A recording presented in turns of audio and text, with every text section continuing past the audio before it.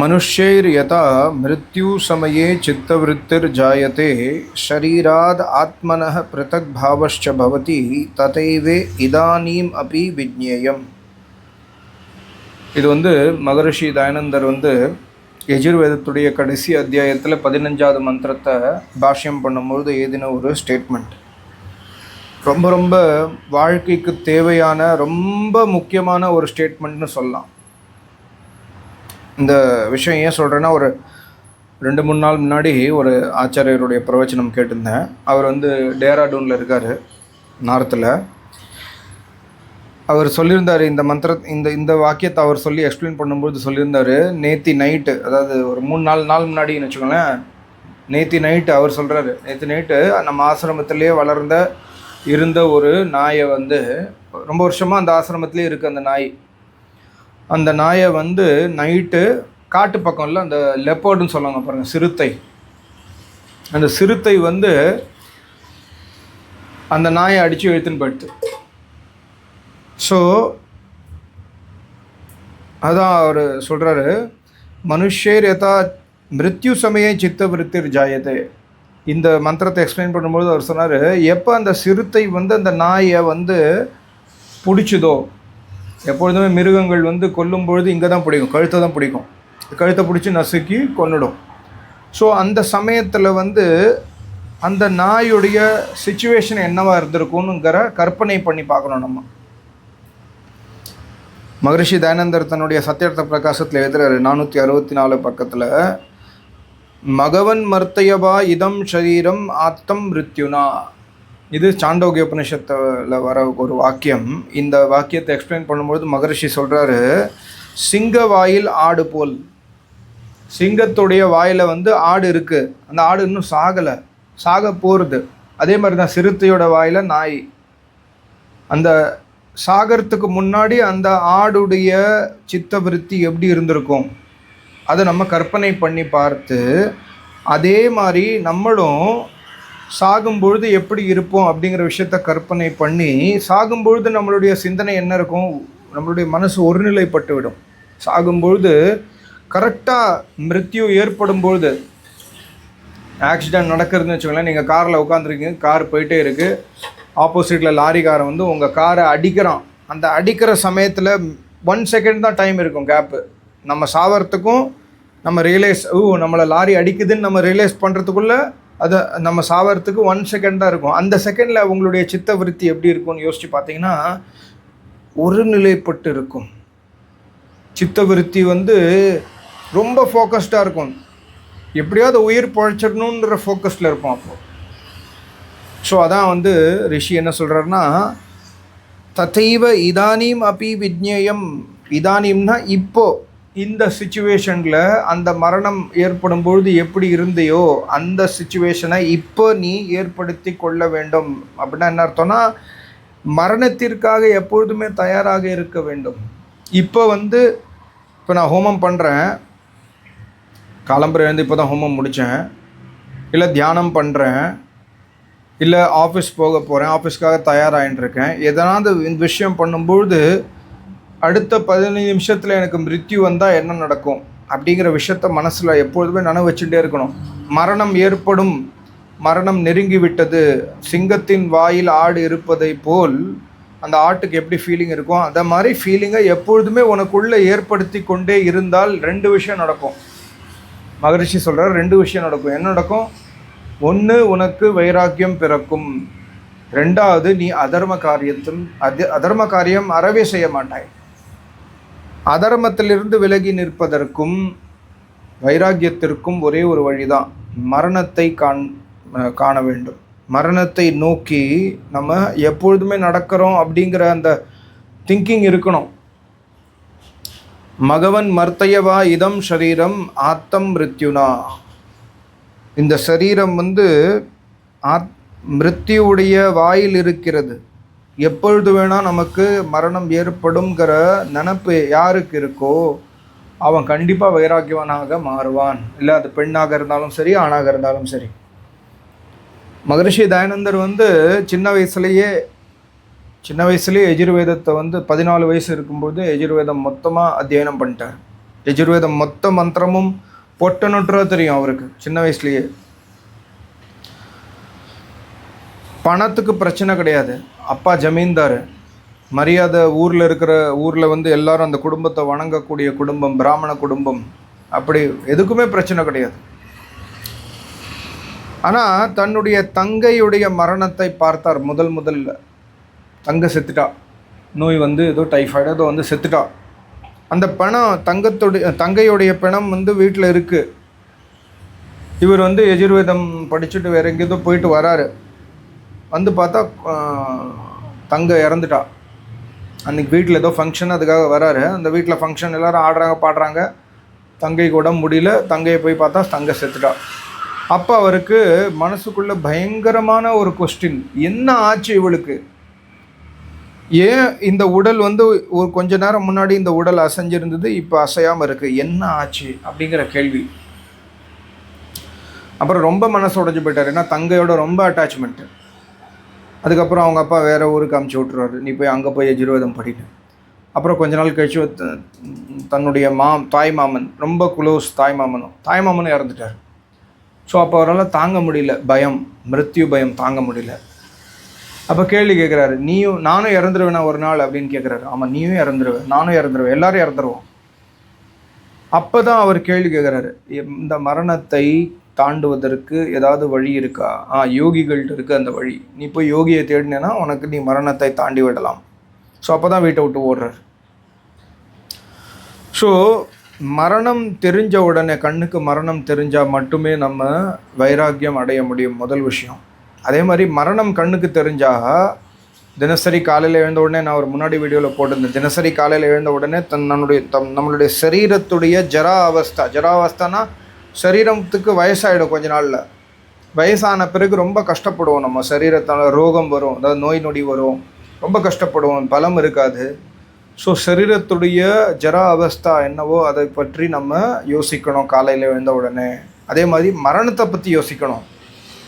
மரணம் வந்து ஏற்படும், அது நாளை காலையில் கூட இருக்கலாம், இல்லை 10 வருஷம் கழித்து கூட இருக்கலாம். ஆனால் நம்ம வந்து எப்பொழுதுமே என்ன திங்கிங்கில் இருக்கோம், நான் சாக போவதில்லை இன்று, மரணம் எனக்கு இப்போ வராது அப்படிங்கிற திங்கிங்கில் எப்பொழுதுமே இருப்போம், அந்த கேரண்டியில் இருப்போம். இப்போ ஒரு கைதிக்கு தூக்கு அறிவிச்சாச்சு. இந்த தூக்கு நாளை காலையில் உனக்கு தூக்குப்பா அப்படின்னு சொல்லுவாங்க வந்து ஜெயிலர். இந்த தேதி நான் ஜட்ஜ்மெண்ட் வரும், அப்போ அவனுக்கு தெரியாது. திடீர்னு வந்து டெய்லி அவனு ரெகுலராக இருப்பாங்க, சாப்பாடு போடுவாங்க, ஜெயிலில் இருப்பான், ஏதோ பண்ணுவான். நாளை காலம்பரம் 7 o'clock உனக்கு தூக்குப்பா அப்படின்னு சொல்கிறதுக்கு முன்னாடி அந்த கைதியை தனியாக போய் வச்சுடுவாங்க. அவன் யாரோடையும் பேச முடியாது அவன். ஸோ அவனுடைய சித்த விருத்தி மனநிலைமை எப்படி இருக்குன்னா, யார் மேலேயும் துவேஷம் இருக்காது. அந்த சுச்சுவேஷனில் பார்த்திங்கன்னா அந்த கைதியுடைய மனநிலைமை எப்படி இருக்கும், எந்த நபர் மேலேயும் சரி போனால் நான் இப்போ சாக போகிறேன், யார் மேலேயும் துவேஷம் இருக்காது, யார் மேலேயும் அது பேர் கோபம் வராது. மனசுக்குள்ளே வந்து பயம் இருக்கும், நாளை காலையில் நான் இருக்க மாட்டேன், அந்த பயம், மரண பயம் இருக்கும். அவன் தன்னைத்தானே தயாரித்து கொண்டிருப்பான். சரி, ஓகே, நான் பண்ண தப்புக்கு நான் மரண தண்டனை பண்ணி தான் அனுபவிச்சு தான் ஆகணும், நாளை காலையில் நான் இருக்க மாட்டேன். அந்த மனசு வந்து அந்த சுச்சுவேஷனில் வந்து ஒருநிலைப்பட ஆரம்பிக்கும். அப்போ அவனுக்குள்ளே ஒரு வைராக்கியம் ஏற்படும். அந்த சிறை தண்டனை கைதிக்குள்ளே ஒரு வைராக்கியம் ஏற்படும். அந்த சுச்சுவேஷனை கற்பனை பண்ணி நமக்குள்ளேயும் நம்ம மரணத்தை எப்படி தூக்கு தண்டனை, நாளை காலைல தூக்குனா நம்ம எப்படி இருப்போமோ அந்த மாதிரி நாளை காலைல நான் இறந்துடுவேன் அப்படிங்கிற நிச்சயத்தோடு நம்ம வாழ்க்கையை நகர்த்தணும். நாளை காலைல நான் உயிரோடு இருக்க மாட்டேன். சரி, அப்போ இன்றைக்கி வாழக்கூடிய ஒரே நாளில், அட்லீஸ்ட் இன்றைக்கி வாழக்கூடிய நாளில் நான் யார் மேலேயும் பொறாமப்படாமல், பேராசைப்படாமல், எங்கிட்ட இருக்கிற நல்ல விஷயங்களை தானம் பண்ணி, எவ்வளோ முடியுமோ மற்றவங்களுக்கு ஹெல்ப் பண்ணுவோம், சாப்பாடு போடுவோம். யாராவது பழைய ஃப்ரெண்டு யாரோடைய சண்டே ஆச்சுன்னா அவங்க வீட்டுக்கு போய் மன்னிப்பு கேட்டு வருவோம். ஏன் கேட்குறோம்? ஏன்னா நாளை காலைல நான் இருக்க மாட்டேன்னு தெரியும். சப்போஸ் நாளை காலைல நான் சாக மாட்டேன், நாளை காலைல நான் இருப்பேன் அப்படின்னு தெரிஞ்சால் அவனோட சண்டை, அந்த ஈகோ வந்து தடுக்கும். ஸோ மரணத்தை வந்து நம்ம ஃபோக்கஸ் பண்ணால் ஈகோவும் போயிடும், துவேஷம் போயிடும், கோபம் போயிடும், பொறாமை போயிடும், பேராசை போயிடும், எல்லாமே போயிடும். மரணத்து மேலே ஃபோக்கஸ் பண்ணால் தர்மத்தின் வழி நடக்க ஆரம்பிச்சிடும். ஸோ அந்த ரிஷி அந்த அந்த ஆச்சாரியர் அந்த சுவாமிஜி சொன்னார், மனுஷேர் யதா மிருத்யு சமயே சித்தவிருத்திர் ஜாயத்தே இதானீம் அப்பி விஜ்ஞேயம்.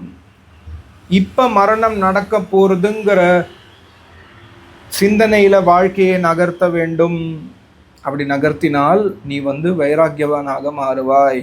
சிங்கத்தின் வாயில் ஆடு சிக்கிய போது அந்த ஆட்டோடைய மனநிலைமை எப்படி இருக்குங்கிற விஷயத்த நீ கற்பனை பண்ணி பாரு.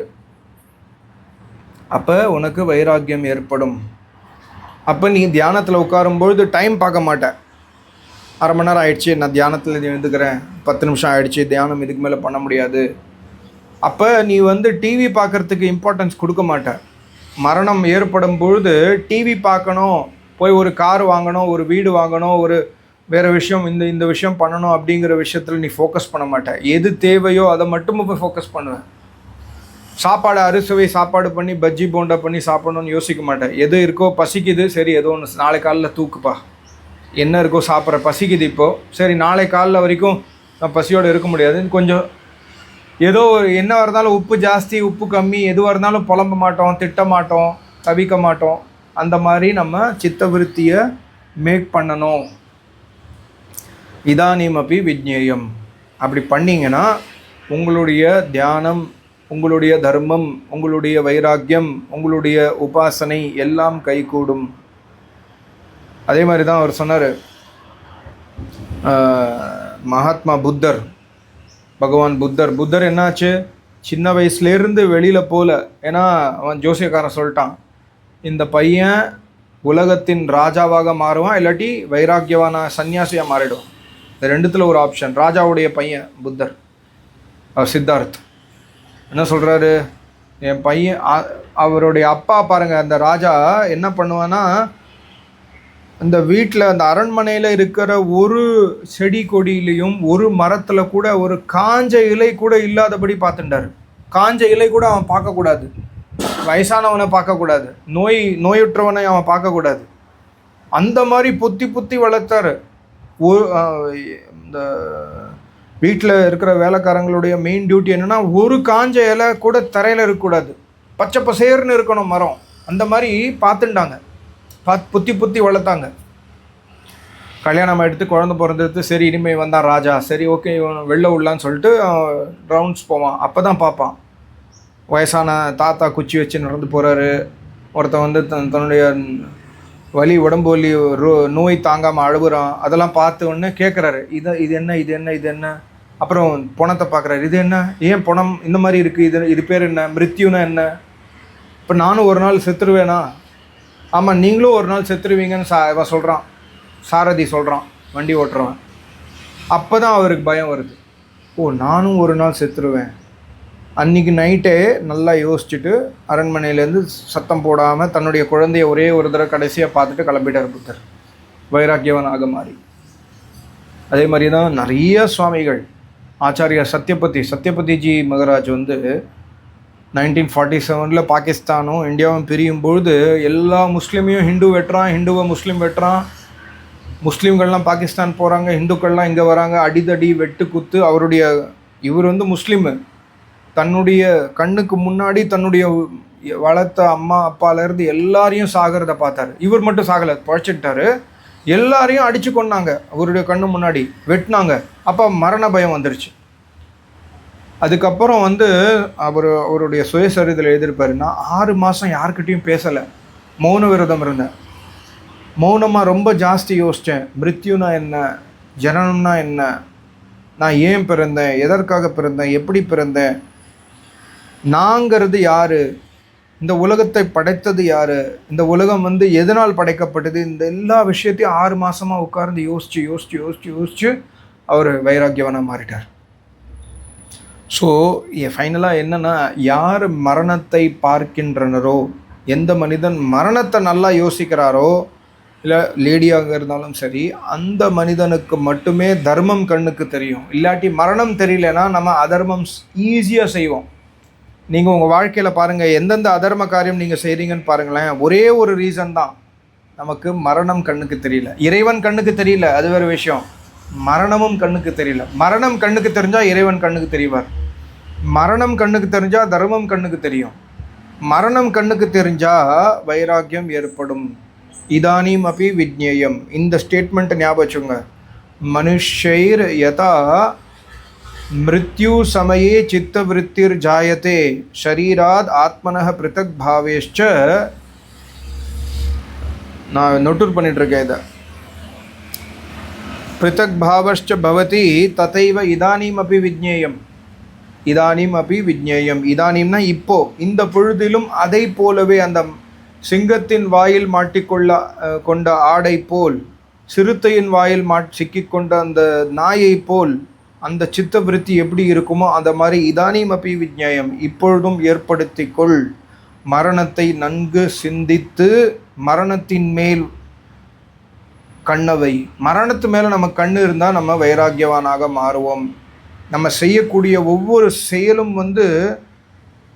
அது எப்படி சொல்கிறோன்னா உபயோகமாக மாறும். மற்றவனுக்கு உபயோகமாக இருக்கும், நமக்கு உபயோகமாக இருக்கும். அனாவசியமாக பொருளை சேர்க்க மாட்டோம், அனாவசியமாக எந்த காரியமும் செய்ய மாட்டோம், அனாவசியமாக பேசக்கூட மாட்டோம் மரணம் கண்ணுக்கு தெரிஞ்சவனுக்கு. ஸோ நம்மளுடைய நெக்ஸ்ட்டு என்ன ஸ்டெப்பாக இருக்கணும்? மரணத்தை பார்க்குறதுக்கு முயற்சிக்கணும். இன்னிலிருந்து இந்த சங்கல்பம் எடுங்க. நானும் இப்போ இந்த சங்கல்பம் எடுத்திருக்கேன். எல்லா ஸ்டெப்லேயும் மரணத்தை பார்ப்பேன். சரி, டிவி பார்க்குறேன், திடீர்னு டிவினா இது யூடியூப் வீடியோ பார்க்குறேன்னா திடீர்னு யூடியூப் வீடியோ பார்க்கும்பொழுது மரணம் நனவுக்கு வரணும். மரணம் ஏற்பட போகிறது, இந்த யூடியூப் வேண்டாம், இந்த யூடியூப் என் கூட வரப்போகிறது கிடையாது. ஸோ ஸ்டெப் பை ஸ்டெப்பாக நம்ம அதர்மத்தை விட முடியும், தர்மத்தை காக்க முடியும். நல்லா யோசிங்க. இந்த வீடியோவை திருப்பி கேளுங்க. இதானீம் அபி விஜ்ஞேயம். நல்லா ஞாபகம். இதானீம் அபி விஜ்ஞேயம், இப்பொழுதும் அதை போலவே நான் செய்வேன். மரணத்தை பார்ப்பேன். என்னுடைய சித்த விருத்தியில் மரணத்தை பார்ப்பேன். கற்பனையில் பார்க்கணும். நான் எப்படி எனக்கு எப்படி சாவு வரும், நாளை காலையில் நான் உயிரோடு இருப்பேனா இல்லையா, மோஸ்ட்டாக இருப்பேன் அப்படின்னு தான் நம்ம நினச்சிட்டு இருப்போம். ஆனால் அது எப்பொழுதுமே இருக்காது. திடீர்னு டக்குன்னு ஒரு செகண்டில் போயிடுவோம். நம்ம அந்த ஒரு செகண்டில் போகும்பொழுது சித்தவிருத்தி எப்படி இருக்கும் பாருங்கள். ஐயோ அப்படின்னு வரும். அதை இப்பயே ஏற்படுத்தி கொண்டு அந்த ஐயோவை ஞாபகம் வச்சுக்கோங்க. ஐயோ அப்படின்னு இயங்கக்கூடாது. நான் சாகும்பொழுது ஆஹா நிம்மதியாக சாகணும். அப்போ நிம்மதியாக சாகிறதுக்கு தேவையான எல்லா விஷயத்தையும் நான் இன்னிலேருந்து செய்யணும் அப்படிங்கிற சங்கல்பத்தை எடுத்துட்டு வாழ்க்கையை நகர்த்துங்கள். ரொம்ப நன்றி. நமஸ்காரம். ஓம் ஓம் ஓம்.